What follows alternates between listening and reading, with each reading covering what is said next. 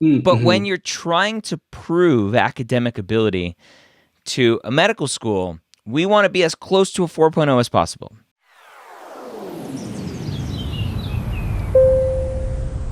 Ask Dr. Gray pre-med Q&A brought to you by Blueprint MCAT. How are you doing today? Good, good. My name is Jose. Hi, Jose. So thank you very much for this opportunity. I'm really excited to be on here. I'm And excited to have you. It's the first time I do something like this, so I'm a little bit nervous. You're going to be famous now. What can I help you with? So I think it's a little bit background about myself. I'm a bit of a non-traditional student. I graduated from NYU as a pre-med, except I think my grades for pre-med weren't so great. I then did a master's. And I think one of the things that I really want to discuss with you is how do I explain that career of, not doing so well in undergrad, but then taking on like higher level sciences through a master's and even an MPH, and saying how, how do I explain my bad grades? I think that's really... Yeah. At the end of the day, you tell the truth. Why do you think you got bad grades? So I definitely think I was a little bit excited about going into college. Okay. I really thought that I could do the same thing I did in high school, just focus on school, do running, cross country, and kind of like find a bunch of friends. So I think that was a little bit okay.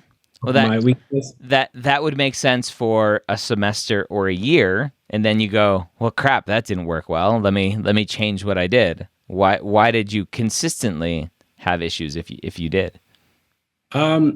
So then on a personal matter, I think, so that happened in sophomore year where I was like, oh man, that didn't work. So let me try fixing it. And as I tried to fix it, my dad got diagnosed with type 2 diabetes.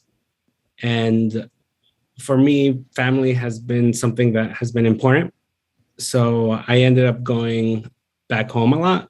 So I went to NYU undergrad and lived on Long Island. That's where my parents were. So I often commuted a lot. And I think I didn't really prioritize that as well as my studies. I kind of thought I could still continue, studying and volunteering and also helping my dad, but I didn't really take into account how much time it takes to like commute. Yeah. Like these doctor visits. Yeah. Okay. So some distraction there. Second year. What happened third year? Third year is when I kind of realized that I kind of really need to get my stuff together. Okay. Otherwise, I wouldn't really even have a chance to be a good candidate for medical school. Okay. So what I did there was really focus mostly on my schoolwork. And I think it was the pressure of knowing that if I didn't do well, I wouldn't really have a chance of going to medical school. I think that's what really made me understand the importance of focusing just on studying and also just helping my dad. Okay. So I think that's where, I kind of learned the hard way that maybe I need to take more time for studying and my own personal priority instead of trying to do several things and I guess trying to spread myself thin. Okay. So I thought you were going to say that you finally figured it out third year, but I think you're saying that you still didn't figure it out third year. Yeah. So I think that was really okay. a great weakness. What about fourth year? Fourth year is where I really figured it out. And I was, at that point though, I was only taking one pre-med course. So did you really figure it out, or did you just stop taking the courses that you really struggled with? I think that's where I stopped taking the courses I struggled with. Okay. So at that point, maybe I just was focusing more on just graduating. Okay. Because after graduating undergrad, I did do like a Postbac program where I did retake some of the classes that I struggled with, for example, organic chemistry, physics. Was it a formal program or just informal taking classes? Yeah, informal taking classes at Stony Brook. Okay, so different university, not at NYU again. Mhm. And how did you do in those courses? I think I did really well, way better than at NYU. Okay. And I think, granted, I did retake like organic chemistry, so I had some prior background, but I really knew how to focus better for Okay. that. I really knew the amount of time I needed to dedicate with that class. Yeah. And Were you when I was, living at home at that point? Because Stony Brook's on Long Island. yeah, and Do you think that's, that played a part? yeah, I think that played a major part because I was going to say that the fact that I was at NYU, even though I was in the city and I was close to home, I decided to live in the city Mhm. as opposed to Stony Brook, where I just commuted and lived at home and kind of made things easier for me. Yeah, makes sense. How many credits did you do at Stony Brook? It was about 12 credits. So, okay, only 12, not a lot. Mhm. So what, three classes, four classes? Yeah. And you did well there, close to a Mhm. 4.0, I'm assuming. Yep. Okay. hmm And then what? And then so I did that for about a year and a half. Okay, so there's another potential question. A Mhm. year and a half and 12 credits tells me you took one class a semester. Oh, sorry. In total, I did about 20 credits, but in a span of a year and a half. So I did, Okay. yeah. Because then the following year, I took more classes. Okay. And after that, once I felt like my pre-med classes were a little bit better, I did start to apply to master programs Okay. just so that I could take on graduate level science courses. Okay. And what type of masters did you end up doing? I did a master's in physiology at first at Case Western Reserve. Okay. And how did you do there? I did really well. I Okay. think compared to undergraduate, it was a big improvement. Okay. What was It the was biggest difference for you? the biggest difference was that I was really surrounded by a lot of people that were solely in there for, or they had the same goal of going to medical school.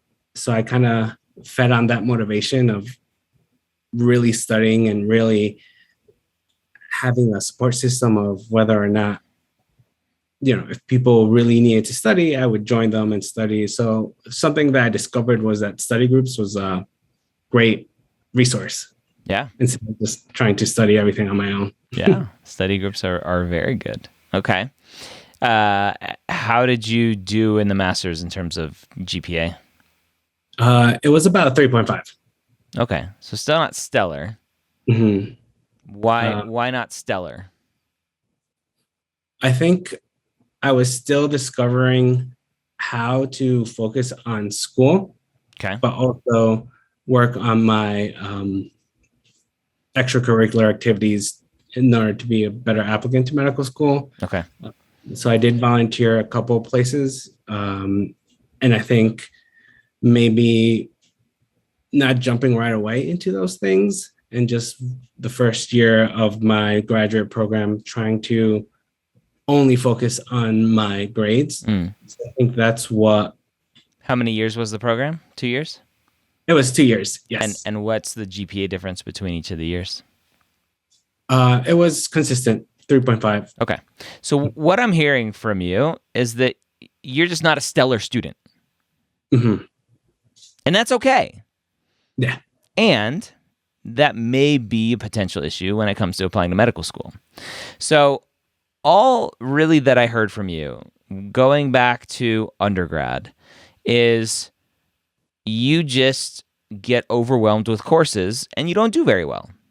Mm-hmm. No matter what the reason is why you're overwhelmed, whether it's just transitioning to undergrad, not knowing how to study, not knowing how to use resources, dad getting diagnosed with diabetes, whatever it is, you aren't an A student, right? Mm-hmm. You're a B plus student. Yeah. And that's okay. And we just need to hope that medical schools will accept you as a B plus student. Mm-hmm. Mm-hmm. You're in the middle of a cycle now. Am I correct? Yeah. Okay. So the question that you have for me is how can you explain the bad grades? But you're in the middle of a cycle now, so there's really not much you can do to explain anything. What Mm. what did you do in terms of personal statement activities, secondaries? Did you talk about your grades anywhere? Yes, so some of the secondaries did ask me about a time where my grades, or if I wanted to explain something Mhm. that wasn't so stellar. And I think my reasoning was that if I could explain to them that I was doing all these things and really being impacted by my father's diagnosis, then that could explain why I did But that bad. was In- that was just one semester, 1 year. mm, Why'd you mhm, why'd you only get a 3.5 in your master's program? Right? And I say that, right? 3.5 is not bad.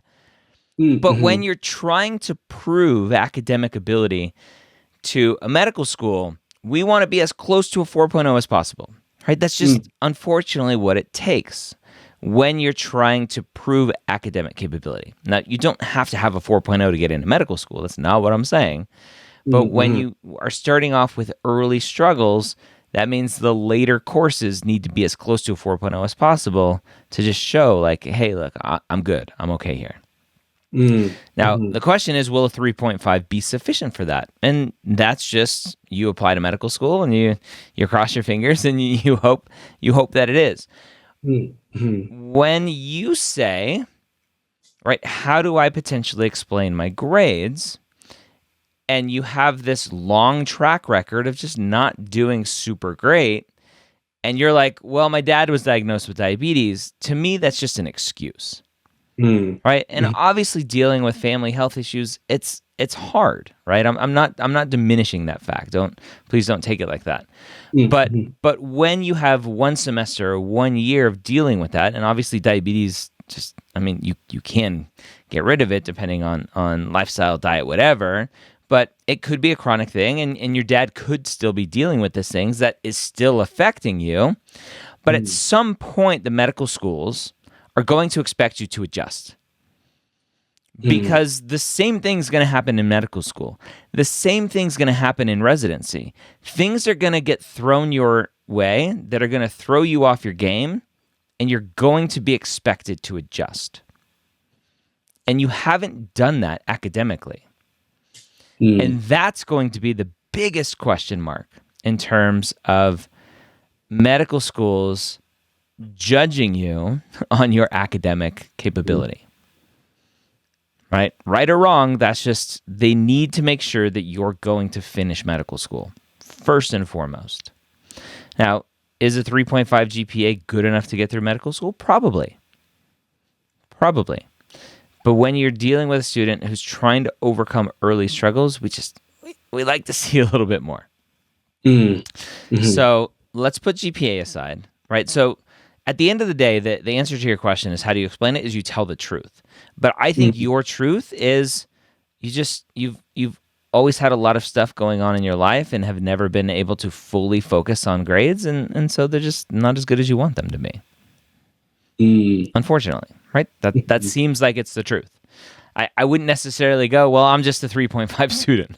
mhm. I wouldn't necessarily say that. So let's put grades aside for a minute. How'd you do on the MCAT? I think I did pretty well, or at least above average. Okay. I've been Well, taking. a 501 is above average, and that's not pretty well. To be specific, I did get a 507. Okay. So 507 is a very, very good score, right? It's not a stellar score. It's that B plus score again, right? Yeah. So it's a good score. Okay. So potentially eases some concerns of medical schools with maybe a little bit lower of a GPA, but a decent MCAT score. It's still a little bit lower than the average for matriculants to medical school, but it's not a bad score. So okay, we got a 507 there. Mhm. What about the rest of your application? How do you think you're doing there?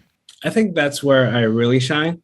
And it's kind of a lot of the things you said, hearing it from you and someone else, it just makes more sense. Really just saying, oh, my dad got diagnosed and there were all these things going on does sound like an excuse. But when I say it, that I've just always been overwhelmed and I never had some time to focus on my grades specifically, I think that really does speak to the truth. And for example, I think a lot of my extracurriculars are really strong. During the time I was studying for the MCAT, I worked full time. So in that job, my title is a clinical research coordinator, but what I specialize in is enrolling patients into our type 2 diabetes telehealth study. And what we're doing there is we're really just trying to see if patients from underserved communities are willing to enroll in our study.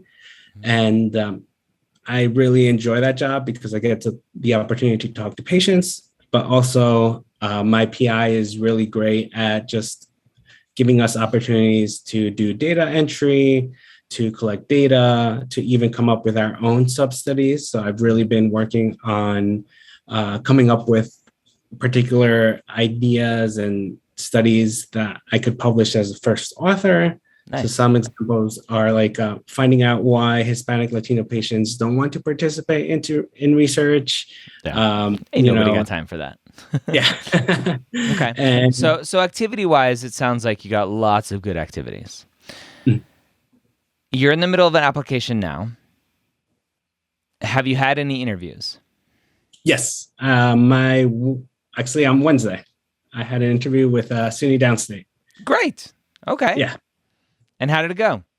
I think it went really well. Overall, went really well. Okay. I think my challenge was just trying to be real in a sense. Yeah. That's all. Just be yourself. And at first I was nervous, kind of like trying to remember the things that I wrote or the themes that I wanted to make a point of. But yeah, that's not how to prepare for an interview. That's okay. Yeah, you got to get rid of all of the like, I scripted all this stuff out and these themes that I want to talk about. Like, just have a conversation. That's all you need to do, and that makes it so much easier. Just have a conversation. Okay. So you had one interview. Any others? No, not any so far. Okay. It only takes one. That's all it takes. Yeah. No rejections so far. And did your grades come up at all in the interview? Yeah. So they did. They just asked. So in two ways. One was explain, one of your weaknesses in your application, which was my grades. And the second one was tell me of a time in undergraduate that you struggled with a class and what did you do to overcome it? Okay. So they didn't specifically say like, Jose, why did you do so poorly here? Okay. Yeah. You chose to. One specifically was about grades, but or a class, not even grades in a class, but just a class. You chose to answer it based on GPA. It sounds like, and the other one wasn't necessarily about GPA, but you decided to focus on that, and so that's not a bad thing. That's just what you decided to focus on. Okay. And you felt like you answered it okay?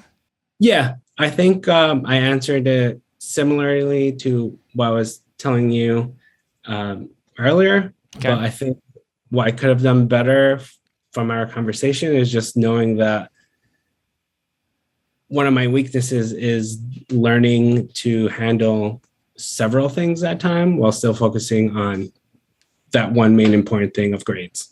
Yeah. Yeah. Time management. It's always an issue. Yeah. Okay. Anything else I can help you with? And I think personally, which sometimes I even struggled during the primary and secondary application, is how do I deal with like medical conditions that are personal to me? For example, again, I don't want to use an excuse, but I did recently, the past couple of years, I did get diagnosed with ADHD. So is that something that I discuss, or is that something I just you and everyone else being diagnosed with ADHD. Again, not to minimize how it affects you, but it's not something that you need to discuss at all with the medical schools prior to an interview, prior to an acceptance. If you need any sort of accommodations with ADHD, then that's just something post acceptance you talk to the school about. That's part of kind of the welcome packet and everything else, all the paperwork that you deal with when you get accepted to school. They ask those types of questions. But yeah, it's you just live with it and learn to have it just be a part of you. I see. And then just learn more from the experiences of what has happened. Yeah. What we spoke about before. Yeah. Awesome. That's great. I think that's good because so far I haven't really mentioned it anywhere. Yeah. You don't need to. Don't need to. Well, talk about the MCAT. 'Cause you did relatively well on the MCAT. Talk about your preparation for that. So I did use Blueprint. So, and I think I really liked it because, I mean, I think now they have like classes and things like that, but what I used was the self-paced classes. Okay. And really liked it because it was structured, but I was able to work it into my schedule. And since I did work full time, I was able to like include the hours that I could study, and I think that helped me. Yeah. For me, like what I've learned is that I need structure in my studying, and even if it's me myself writing down study 3 hours, just writing it down, knowing that I need to get this done is helpful. And the fact that Blueprint was able to do that for me and just rotate all the subjects into my studying, I think that's what really helped me do well in this MCAT, because I did take it already once. And when I did take it, I kind of was all over the place, or just kind of would focus on one thing, which with the MCAT, there's 4 different subject areas. So there's a lot of subjects in those sections. Yeah. Okay. So it was a retake. What did you get the first time? The first time I got a 500. Okay. So 7-point increase. That's awesome. Yeah. And specifically the car section, I was in the 128, and this time I got a 132. Wow. Yeah. So congrats. It was, thank you. And I think that was all part of Blueprint because it just really focused on strategies, especially with cars, and knowing that I can't just study for it. I need to just practice. Yeah. You gotta learn it. Awesome.